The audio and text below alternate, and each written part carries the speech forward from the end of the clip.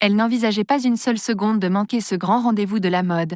Ce mardi 5 mars, de nombreuses personnalités se sont rendues au défilé Chanel, l'un des derniers grands rendez-vous de la Fashion Week parisienne, qui se clôt dans la soirée. Et deux habitués ont particulièrement fait le show.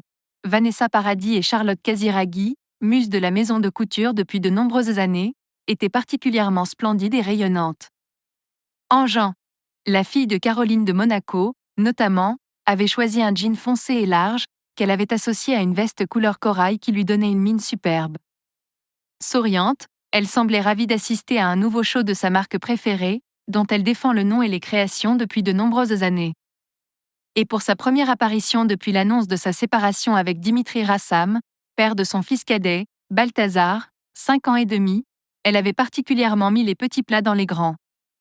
Mais à ses côtés, Vanessa Paradis ne s'est pas laissée faire. La chanteuse de 51 ans, égérie Chanel depuis plus de 30 ans, avait pourtant fait dans la simplicité avec son jean bleu et son chemisier fleuri. Mais c'est tout en élégance qu'elle a posé devant les photographes. Et son sourire, sous ses cheveux blonds lâchés, brillait de mille feux. Malgré l'absence de son mari à ses côtés, plus passionné de théâtre que de mode, Samuel Benchetrit n'avait pas fait le déplacement, pas plus que Lily Rose, la fille de la quinquagénaire, également égérie Chanel.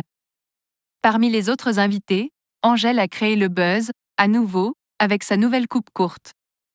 La chanteuse belge, tout en noir pour l'occasion, était splendide et rivalisait d'élégance avec les filles de Américaine, Riley Keough, petite fille d'Elvis Presley, et Margaret Calais, fille d'Andy McDowell. Pourtant toutes les deux avaient fait un réel effort et dans son manteau gris, la première était vraiment très chic. Elsa Zilberstein, elle aussi en gris, a retrouvé une actrice qu'elle connaît bien, la jeune Rebecca Marder, avec qui elle avait partagé le rôle de Simone Veil. Récemment nommée au César, cette dernière avait également fait le déplacement en solo sans Benjamin Lavergne, son compagnon depuis 4 ans.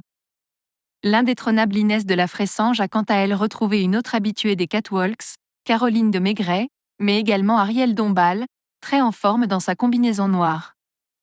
Quasi seul à être venu en couple, le DJ Sébastien Tellier et sa femme Amandine ont posé ensemble, avant que les actrices Camille Rowe et Alma Jodorowsky ne les remplacent.